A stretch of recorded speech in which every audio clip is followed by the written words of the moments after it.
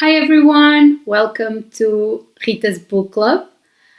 I'm going to start this video and please bear with me because I think I'm making this a thing. I just wanted to say a quick thank you to everyone that has been watching my videos and liking my posts on Instagram, interacting with me. Thank you so much. Your love has been noticed and appreciated. Thank you.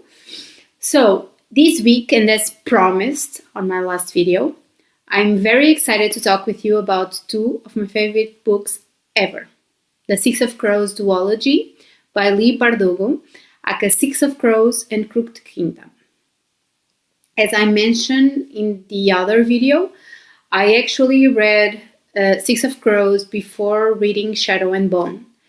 I was a bit confused with Grisha and a few other details, but I just went along with it because I was so in love with the characters and so engrossed in the plot that I just kept going.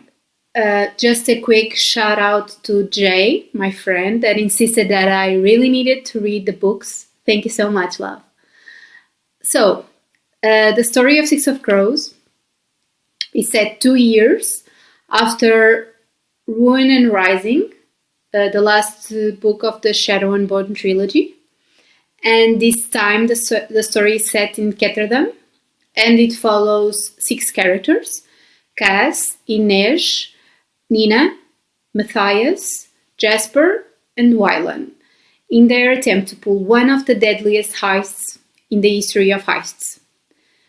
Just like in the Shadow and Bone trilogy, Ravka was inspired in Russia, and this time Ketterdam is actually inspired by Amsterdam.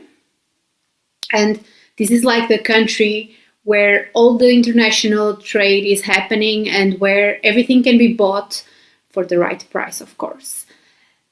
So here in this city, we get to know one of the most iconic criminals ever, Cass Brecker, and his crew of crows that include Inês and Jasper. And when he's offered the chance to pull a crazy and difficult heist that could literally make him one of the richest men in Ketterdam and help him with his long life plan of revenge, he decides to put together an A-team to help him achieve this heist. And I'm going to quote the author here because I think this really helps you understand each of the characters. So we have Matthias, which is a convict with the thirst for revenge, and they kind of have to break him free from one of the safest prisons in the world. Jasper, who is a sharpshooter who can't walk away from a wagger. Wylan, a runaway with a privileged past.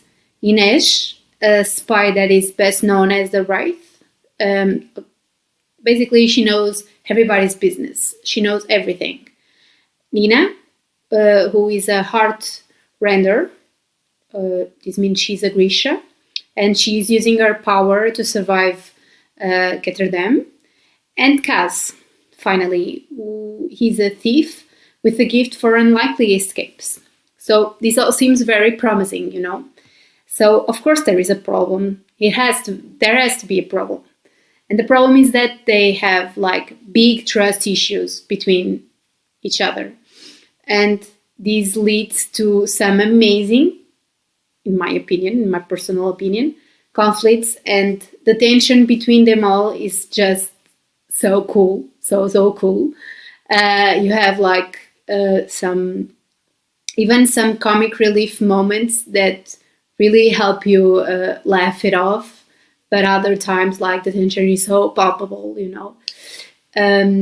There's also some romance, of course, but I think that what I like the most about the characters, about the first book, is how they all connect with each other and their dynamic with each other. They get to know each other, they learn about each other's secrets, their backstories, and they become such unlikely friends, you know.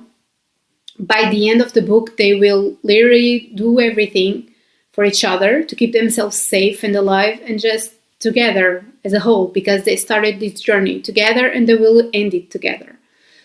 I was so invested in the story after the first book that I read it super quickly, and I was left wanting more, of course. And after some plot twists at the end of Six of Crows, Leigh Bardugo just gave us an amazing sequel, Crooked Kingdom. I'm trying not to give you like too many spoilers about the story, so you don't get discouraged by reading them. But after the heist, there are some complications because nothing is perfect, you know. And this crew of crows see themselves low on resources, allies, and hope. And as the threat of a new drug, vicious drug, Jurdaparam, that might put the Grecians' lives in dangers, they have to get together and they have to save the world. And they are literally blindsided by everyone. Their plans are falling apart. You know, the cards they are all falling apart, and they have to form some unlikely relationships.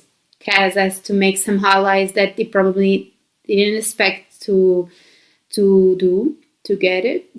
help him get rid of his own enemies, but also the point is to try and save the Grecian world.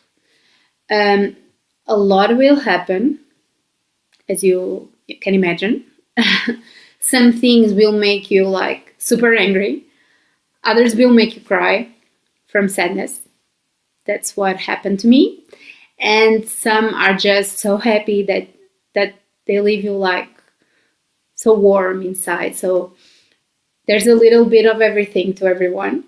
But of one thing I'm sure is that you will end the books falling in love with the characters. No matter their differences with each other and their own problems, they will stand together and they will fight for what is right. And the author did such a good job with them that I just ended the books with this feeling of wanting to protect them, you know. They are my babies. I want to protect them all, you know. I have so many babies now, and they are just 6 of them. The story in itself was super complete. There are some loose ends and some storylines that are a bit left in the open, probably for a third book or for these characters to appear in other books of the Grishaverse. But the books, the duology felt so whole in itself. I would love to get more content because I love the characters, but it isn't necessary in itself, like because the book was super tight and complete. It was so wonderful to read it. I was super addicted. Just as a tiny curiosity, I used to read the books on my lunch breaks while I was eating at work, and I never wanted to stop reading them. After my hour was up, I just wanted to stay there in the kitchen, reading more and more and more. For all the right reasons and for everything that I've said, this book deserves like a 9 in my scale, you know. I've just deducted a point because the ending of one of the characters left me too sad. I know it was probably needed and not needed. It made sense that it happened, but like my heart couldn't take it. It was so sad. So I'm deducting like a point for it. Just after all of this, let me know your own opinion. Have you read the duology? Have you read the trilogy, the Shadow and Bone trilogy? What are your thoughts? Did you like the characters? Are you curious to know more? And like, as always, if you liked the video, this video, please leave a comment, a like, subscribe to my channel. You can also follow my Instagram account, Rita's Book Club, for more content. And please just share it with your friends, with your family, if it's something that you know that they will like. I really appreciate it. And that's all. Thank you so much for watching, and see you next week. And happy readings. Bye.